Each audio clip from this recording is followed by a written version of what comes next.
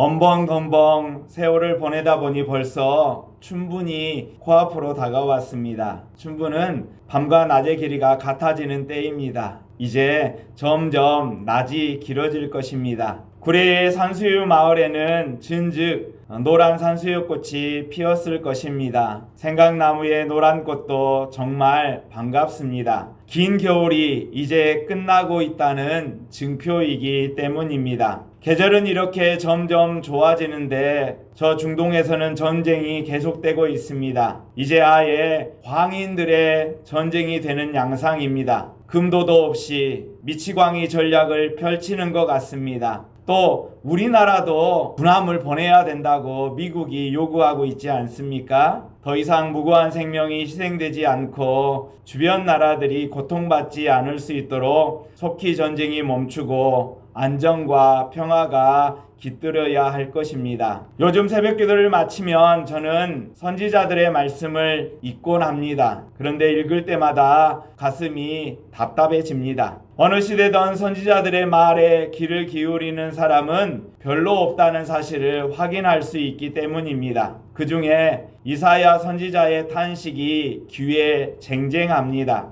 이사야는 6장에 이렇게 고백합니다. 가서 이 백성에게 이르기를 너희는 듣기는 들어도 깨닫지 못할 것이요 보기는 보아도 알지 못하리라 라고 선언합니다. 들을 마음도 없고 보고 싶은 생각도 없는 사람에게 무엇을 보여주고 들려준들 그들의 마음에 그것을 받아들이겠습니까? 이스라엘 백성들이 마치 그러하였다는 겁니다. 선지자들은 목이 터져라고 지금 닥칠 일에 대하여 증거했지만 그들은 현실을 외면했던 것입니다. 53장 말씀도 그러합니다. 53장 1절을 보면 우리가 전한 것을 누가 믿었느냐? 여호와의 팔은 그분의 능력을 말합니다. 그의 팔이 누구에게 나타났느냐? 하나님께서 하나님의 말씀을 전해주시고 하나님의 능력을 보여주셨지만 그들은 믿지 않았다는 것입니다. 진심을 담아 한 말이 외면당하면 거절에 대한 깊은 실망감을 느끼게 됩니다. 그렇게 매번 선지자들은 백성들에게 거절당했던 것입니다. 그런 선지자들의 운명을 생각하다가 저는 그리스 신화에 나오는 비극 카산드라를 떠올렸습니다. 카산드라는 트로이 왕국의 공주이자 아폴로 신에게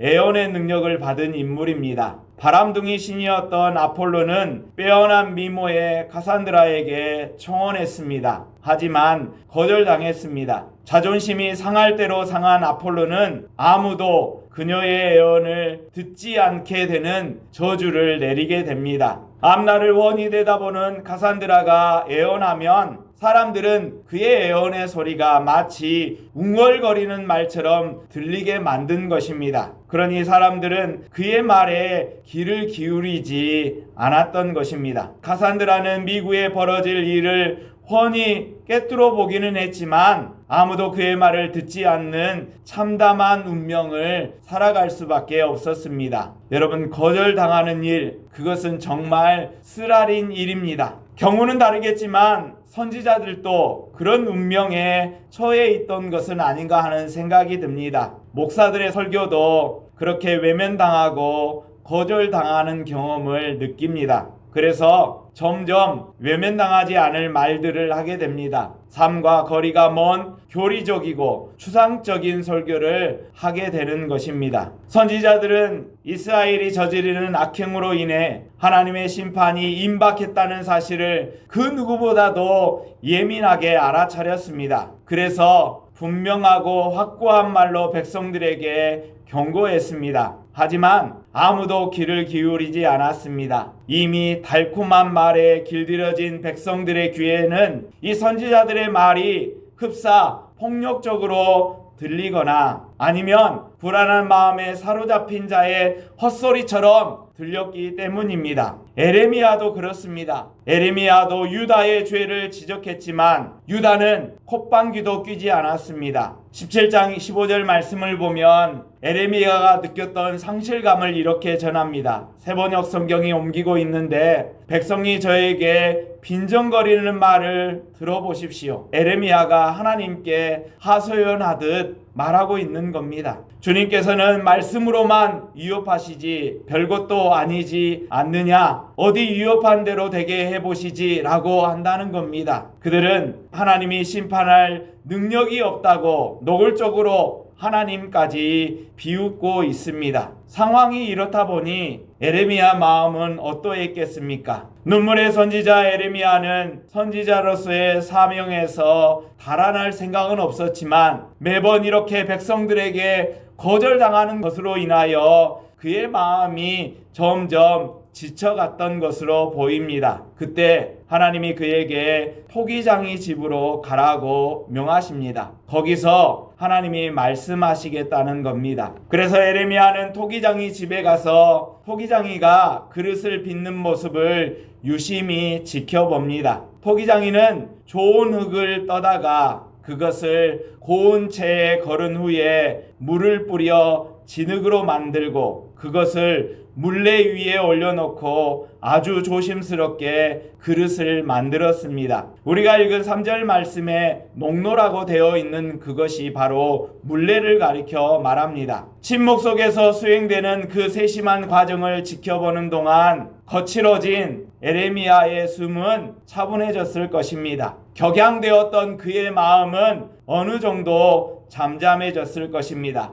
사람들이 무심코 사용하는 그 그릇 하나를 만드는 토기장이의 정성과 세심함에 놀라기도 했을 것이고 고마운 마음이 들기도 했을 것입니다. 그런데 토기장이는 그 그릇을 빚다가 생각대로 되지 않으면 흙을 뭉개서 새로 빚곤 했습니다. 토기장이가 마음에 생각했던 그릇의 형상과 재료인 진흙이 절묘하게 조화를 이룰 때 그릇이 비로소 완성됩니다. 그런데 그렇지 않으면 거침없이 새로 시작했던 것입니다. 에레미야는 이런 일련의 과정을 보면서 하나님이 왜 자기에게 토기장이의 집에 가라고 하신 이유를 아마 알아차렸을 것입니다. 하나님은 얼마든지 자기 뜻대로 역사하시는 분임을 에레미야에게 토기장의 모습을 통하여 가르치려 하신 것입니다. 바울은 에베소서 2장에서 우리를 가리켜 하나님의 작품이라고 설명한 바가 있습니다. 에베소서 2장 10절 말씀입니다. 에베소서 2장 10절 세번역 성경이 이렇게 옮기고 있습니다. 우리는 하나님의 작품입니다. 여기서 작품이라는 것은 하나님의 손으로 빚은 그릇을 말합니다. 우리는 하나님의 작품입니다. 선한 일을 하게 하시려고 하나님께서 그리스도 예수 안에서 우리를 만드셨습니다. 하나님께서 이렇게 미리 준비하신 것은 우리가 선한 일을 하며 살아가게 하시려는 것입니다. 우리를 하나님의 작품으로 만드셨답니다. 그리고 작품인 우리는 하나님의 선한 일을 드러내야 한다고 말합니다.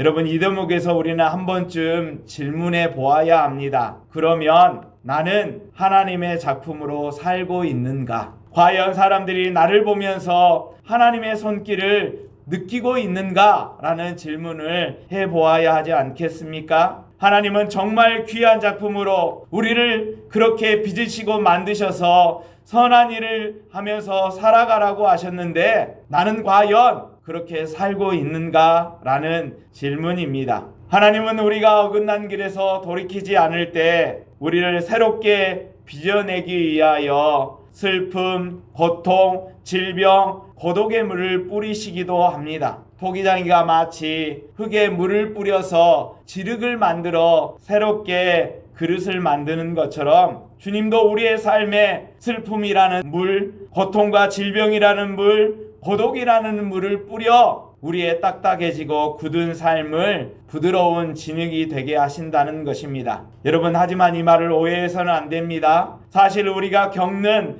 그 모든 고난과 아픔은 하나님이 보낸 것이라기보다는 우리가 자초한 일일 때가 참 많습니다. 그런데 놀라운 것은 우리가 한사코 만나고 싶지 않는 그런 어려운 상황들, 고난, 아픔, 시련, 그런 것들이 우리를 본래의 자리로 되돌려 놓는다는 사실입니다. 우리는 고난을 겪고 난 이후에 내가 있어야 할 자리를 찾게 되는 것이죠. 의지해야 할 하나님을 비로소 그때 의지할 생각이 드는 것입니다. 그래서 바울은 내가 약한 그때에 강하다라고 고백하였습니다. 고린도후서 12장 말씀이 그렇게 고백합니다. 그러므로 내가 그리스도를 위하여 약한 것들과, 이 약하다는 것은 병약함을 말합니다. 우리가 잘 아는 대로 바울은 여러 질병에 시달렸다고 말하지 않습니까? 한 번은 바울은 그 질병 때문에 주님 앞에 기도를 간절히 했습니다. 하지만 그의 육체의 가시가 빠져가지 않고 오히려 그 육체의 가시로 말미암아 하나님을 더 의지할 수 있게 되었다고 고백한 말씀을 우리는 잘 압니다. 그리스도를 위하여 약한 것들과 능력과 궁핍과 박해와